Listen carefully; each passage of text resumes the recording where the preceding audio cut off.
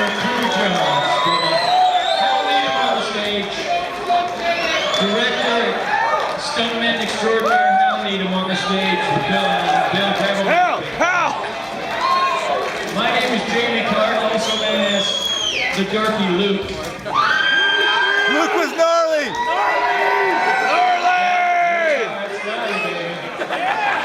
Let's not forget who was actually the better rider of the two. You cut a bad break! I was eligible in no contest last.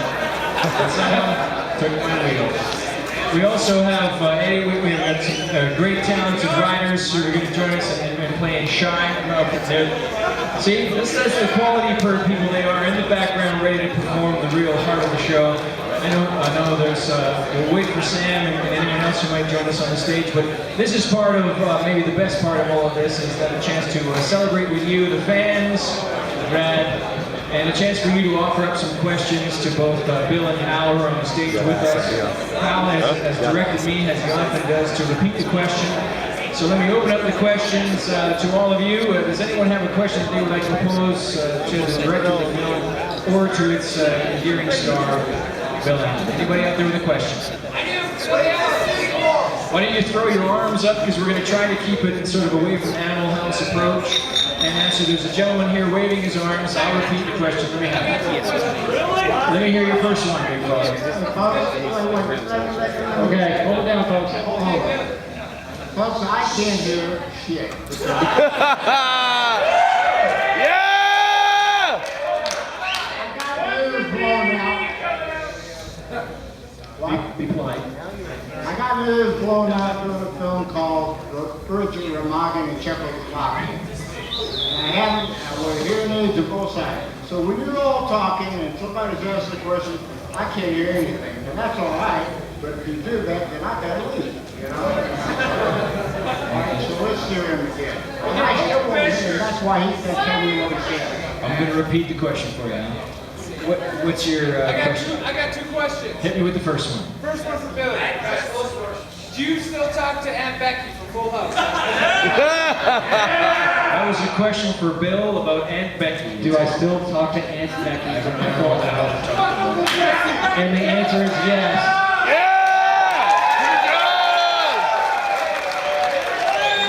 In my mind. Question number two. I hope it's Question number two. better than the first one. Circle run. Excuse me? I said circle run. Try that again. I said circle run. According to BMX food. They want to know. For the Twitter account.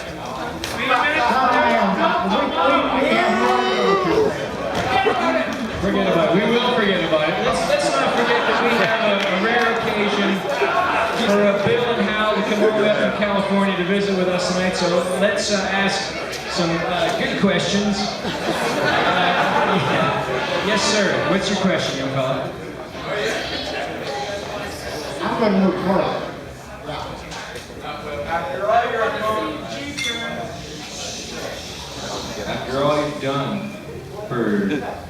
After all you've done with Smokey and the Bandit, and what is your favorite thing you've done? And thanks to Eddie Fuel.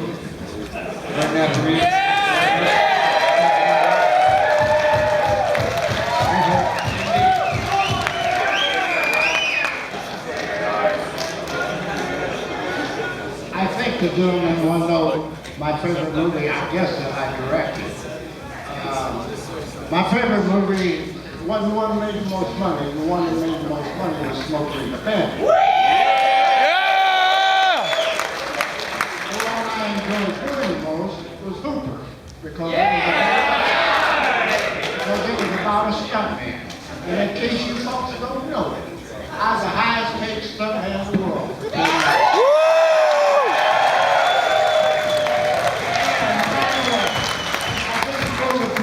Great book. I'm not real sense of the goddamn books.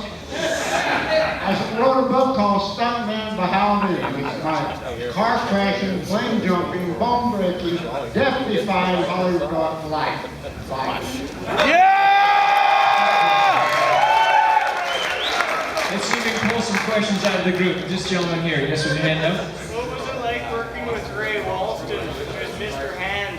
The question, Hal, was what it was like directing Ray Walston. Ray Walston, what was he like to work with? Oh, I tell you what, this cast and crew, first of all, this is what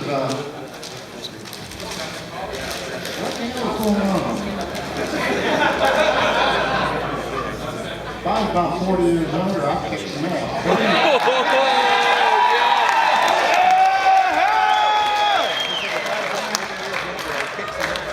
I had a great cast and crew, so they were all wonderful.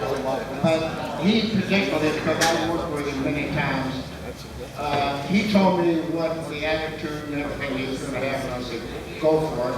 And I didn't have to direct him, I just said action, that was all I had. Yeah. Way in the back, this gentleman with his arm up, standing right there, way in the back. Yes, sir, you're the one. Let's hear your question. Hey, Hal, who was easier to work with, Brian or Burt Reynolds? Question was, who was easier to work with, Hal? Brian? Bill. Bill. Bill. Thanks, Bill. Bill or Burt Reynolds? Bill, because see, he hadn't done a lot of big movies, so yeah, he was scared the director might get a little angry. Burt, he didn't need me. So it's easier to work with him.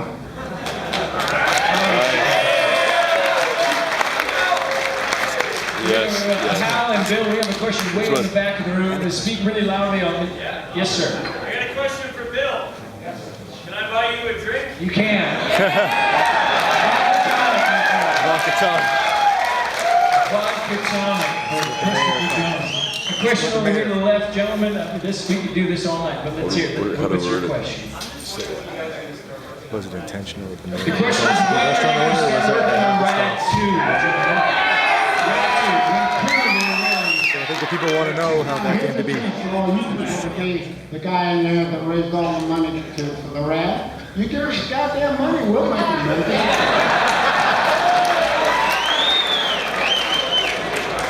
It'll only cost $50 million. That's apparently, that's all we need. Hey, Jamie!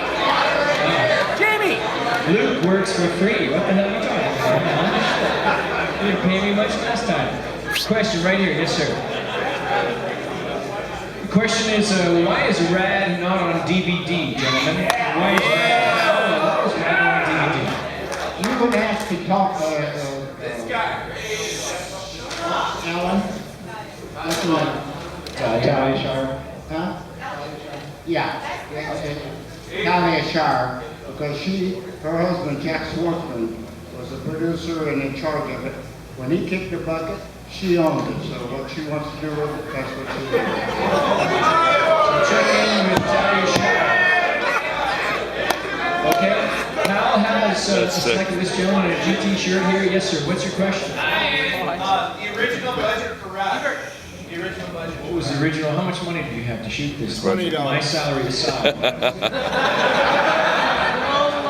You paid us. There's some Hollywood bullshit going on here now. You tell me. I don't really remember, but in terms of making movies. We make RAD 2 for $5 million. Health track! Huh? We make RAD 2 for $5 million. Can you write the check? Nice. Good answer. Good answer. Good answer.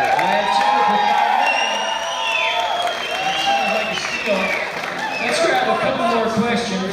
Way in the back, last row. What's your questions? They're shouted out. Good question. Good question. Good question. Now, the question was in terms of locations. Why did you pick Calgary, Cochrane, Bowness? Why did you pick this community? Well, I picked Canada because at the time the American dollar was stronger. So we got a break there. I had, and which meant my crew was cheaper, the hotel, the food, everything else. So that's the reason I picked Calgary. That's the reason I picked Canada. I worked up before that in 1969. I was a stunt coordinator and stuntman on a movie called Little Big Man. So I came up here movie location people. They took, I told them what I wanted, they showed me this, and they showed me, where we're going tomorrow. Cochrane. Where you shot the movie? And I haven't even directed. Bill, let me ask you a quick question. And first of all, thank you to both of you. The two of you were more than generous to me in the whole protest style. Very generous. Prior to acting in RAD, my acting experience included being one of two turtle doves in a kindergarten play, which I kicked ass on, I might say. But Hal, you gave me a chance to work in this film, and Bill, you were more than encouraging and supportive of me. So just in front of the group, I want to say thank you for that. It's been a great experience. Bill, I want to ask, are you surprised, man, 25 years later, dude, are you surprised at the enthusiasm, the passion that's going on with this for both of you? I'll tell you how surprised I am. I had people come up to me, and now they're 35, 38, maybe 40 years old, and they go, "You directed RAD?" I said, "Yeah." I said, "Best damn movie I ever saw." I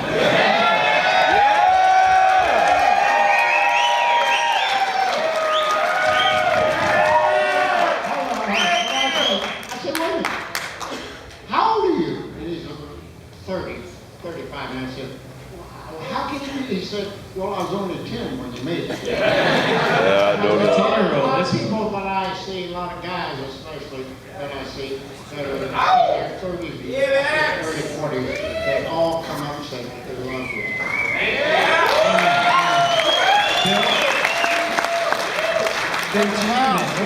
What do you think about all the passion, the enthusiasm, the borderline obsession? I mean, you and I have talked to some interesting people tonight.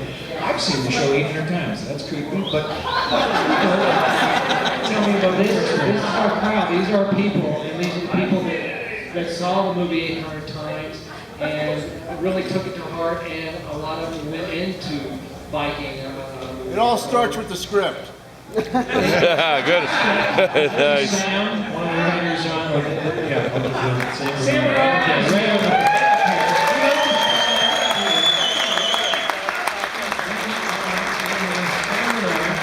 But humble group, because of the 25th anniversary, interest seems to be peaking. We're having more and more screenings, more and more talk about is there going to be a sequel or not. I think it's a generational thing. Fathers are showing the film to their kids, and now they're growing up on it. And I just got to say, I got to thank you guys for keeping the spirit alive. If you felt it in the room, Good job!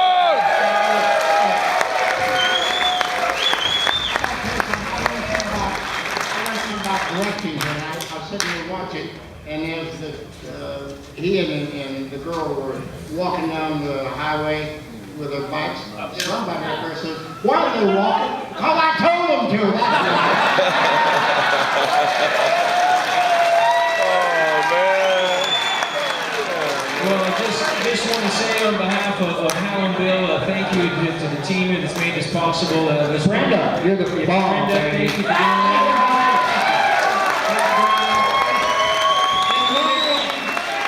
Jeremy knows it. Jeremy This is the guy who is working with his passion/obsession for Jared. Kudos to you. And maybe in closing, Jeremy, could you just summate for everybody here? Because I heard you talk about earlier, what has the film meant to you, and why have you been so driven to do all these things that you have that has made this night possible with your team? Why, man? I was 14 years old and catapulted into a career, a lifestyle, a bunch of pros. And these are guys that I follow in magazines on a daily basis. And here I am all of a sudden thrown onto the set of Hell Track. It was an amazing experience for me. It was literally life-changing. So I just cherish it. I try to keep it preserved, and we'll keep it going for the rest of the future.